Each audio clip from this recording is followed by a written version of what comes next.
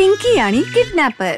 पिंकीचं शहर खूप ब्युटिफुल आणि कलरफुल होतं आणि शहरात खूप छोटी छोटी गोड गोड मुलं होती. मुलांसाठी शहर खूप सुरक्षित होतं, म्हणूनच मुलं कधीही कुठेही फिरू शकत होते. पिंकी सुद्धा गोलू बरोबर फिरत होती. कधी जमिनीवर फिरायची तर कधी हवेत उडायची, कारण पिंकी होती वंडर गर्ल. पण आता वंडर गर्लच्या अडचणी वाढणार होत्या, कारण शहरात आला होता मुलांचा व्यापारी. मी आहे मुलांना विकणारा, किडनॅपरचा फादर. मुलांचा व्यापारी खूप भयानक होता. मोठ्या मिशा आणि मोठे टप्पोरे डोळे. त्याच्या चेहऱ्यासारखेच त्याचे हेतूही खूप धोकादायक होते. या शहरातल्या सगळ्या मुलांना मी किडनॅप करणार. इंटरनॅशनल मार्केटमध्ये विकेन मी त्यांना. मग माझी पॉवर, पैसा, प्रतिष्ठा खूप जास्त वाढेल. मुलांनो, आता तयार रहा. येतोय मुलांना विकणारा डॉन, किडनॅपरचा फादर. व्यापारी किडनॅपिंगसाठी हाय टेक्नॉलॉजीचा वापर करत असे. त्याच्या हातात एक स्क्रीन होता. त्याने शहरात आल्याबरोबर शहरभर त्याचे ड्रोन्स सोडले आणि ड्रोन्सच्या माध्यमातून तो मुलांवर लक्ष ठेवू लागला. फुटबॉल खेळूया. हा चला. मुलं ग्राउंडवर खेळू लागली, पण त्यांना ठाऊक नव्हतं की त्यांच्या डोक्यावर व्यापाराचे ड्रोन्स लक्ष ठेवून आहेत. व्यापारी गोडाऊन मध्ये बसून सगळं काही मॅनेज करत होता. खेळता खेळता एका मुलाला तहान लागली. पाणी पिण्यासाठी तो त्याच्या वॉटर बॉटल कडे आला आणि त्याच्या मागोमाग व्यापाराचा ड्रोनही आला. पाणी पिऊन पॉवर येईल आणि मग अशी किक मारीन की बाळ कोणाच्या नजरेस देखील येणार नाही. मुलगा पाणी पिऊ लागला तेव्हाच ड्रोन खाली आला आणि त्याचं हुक मुलाच्या शर्टात अडकलं आणि ड्रोन मुलाला घेऊन गोडाऊन कडे जाऊ लागलं. इकडे पिंकी आणि गोलू मार्केटमध्ये पाणीपुरी खात होते. पिंकीने विचार केला की गोलूची थोडी मस्करी करावी. पिंकीने पाणीपुरी संपवली आणि ती हळूच एका भिंतीमागे लपून बसली. जेव्हा गोलूला कळेल की मी तिथे नाहीये तेव्हा खूप मजा येईल. गोलूचं पूर्ण लक्ष पाणीपुरीवर होतं. त्याच्या नाकातून पाणी वाहत होतं आणि तो फुरफुर करत पाणीपुरी खात होता. किती क्यूट दिसतो आहे ना गोलू. तेव्हाच पिंकीने गोलूच्या डोक्यावर हवेत एक ड्रोन पाहिला आणि ती विचारात गढून गेली. अरे हे काय आहे? हा ड्रोन कोणाचा आहे? नक्कीच काहीतरी आहे गडबड. पिंकीने इकडे तिकडे पाहिलं. तिच्या आजूबाजूला कोणीच नव्हतं. कोणीच दिसत नाहीये इथे, म्हणजे मी उडू शकते. आणि पिंकीने आकाशाकडे भरारी घेतली आणि ती वंडर गर्ल झाली. हवेत खूप उंच आल्यावर पिंकी थांबली आणि इकडे तिकडे पाहू लागली. तर पूर्ण शहरावर कावळ्यांसारखे ड्रोनच ड्रोन उडत होते. इतके सगळे ड्रोन्स, ही भानगड तरी काय आहे? असे वाटतंय या ड्रोनच्या मदतीने कोणीतरी नजर ठेवते. मला माहिती काढावी लागेल. पिंकी ड्रोन्सच्या मध्ये जाऊन पाहू लागले तर खाली अनेक मुलं होती. इकडे स्क्रीनवर व्यापाऱ्याने पाहिलं की त्याच्या ड्रोन्स मध्ये एक मुलगी उडत आहे. मी डॉन, किडनॅपरचा फादर. ही कोण आहे?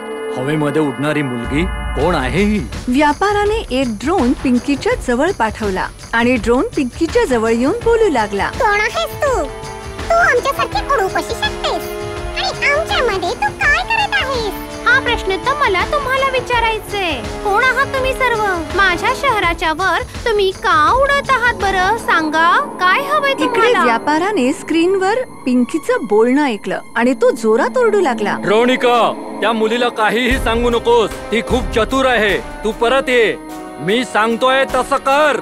व्यापाराकडून सिग्नल मिळाल्याबरोबर आकाशातले सगळे ड्रोन पिंकी पासून लांब गेले आणि उडत उडत नाहीसे झाले. नक्कीच काहीतरी मोठं संकट येणार आहे शहरावर. तेव्हाच पिंकीचं लक्ष खाली बाजारात गेलं. तिला गोलू कुठेच दिसत नव्हता. पिंकीने झटकन जमिनीवर यायचं ठरवलं आणि जमिनीवर आल्याबरोबर ती ताबडतोब वंडर गर्लची साधारण मुलगी झाली आणि ती धावत पाणीपुरीवाल्याकडे गेली. भैया, इथे माझा मित्र गोलू पाणीपुरी खात होता.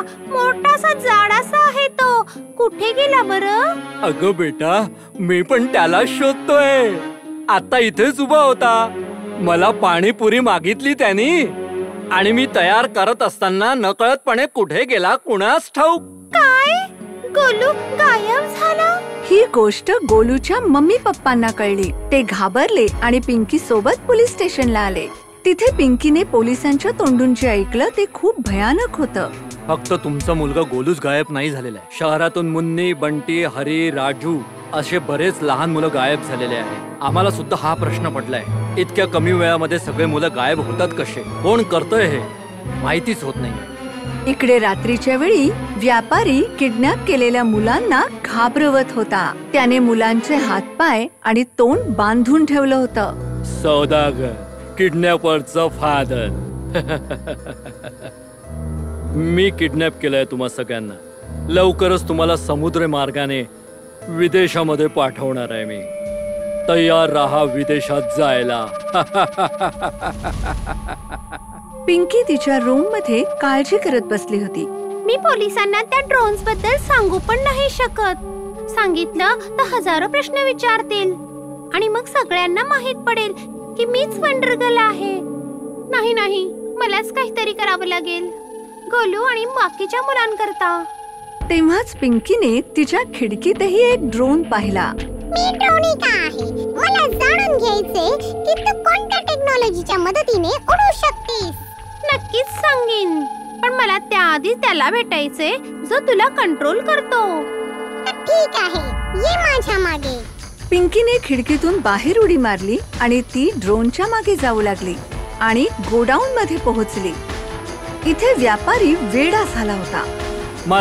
माझा एक ड्रोन कुठे? हे काय होतंय? माझीच टेक्नॉलॉजी माझ्याशीच धोका करते. ड्रोनिका, कुठे आहेस तू? तेव्हाच आत ड्रोन आणि ड्रोनच्या मागे पिंकी पोहोचली. पिंकीला पाहून व्यापाराला खूप राग आला. ओ, माझ्या ड्रोनिकेचे कान तू भरले तर. हा, आणि मला तुझे सगळे काळे कारनामे माहित पडले आहेत. मुलांना किडनॅप करून विकू इच्छितो. तू किडनॅपर्सचा फादर असशील, पण मी या मुलांची सिस्टर आहे. मी तुला एक पण मुलाला शहराबाहेर नाही घेऊ जाऊ देणार. आणि मग व्यापारी आणि पिंकी मध्ये जोरदार फाईट झाली. पिंकीने व्यापाराला मारून टाकलं. पिंकीने व्यापाराला मारल्यानंतर त्याच्या स्क्रीनवर पिंकीने हात फिरवला आणि त्याचे सगळे ड्रोन्स जाळून टाकले. मग पिंकी साधारण रूपात आली आणि मुलांच्या रूम मध्ये गेली. तुला पण त्या सौदागरने किडनॅप केलं आहे का? नाही, मीच तुम्हा सर्वांना वाचवलंय. तू वंडर गर्ल आहेस का? अरे नाही नाही, ही मुलगी माझी मैत्रीण आहे आणि ही कुठल्याही वंडर गर्ल पेक्षा कमी नाहीये. असं म्हणत गोलू पिंकीकडे बघून हसू लागला आणि अशा प्रकारे वंडर गर्लचं गुपित गुपितच राहिलं.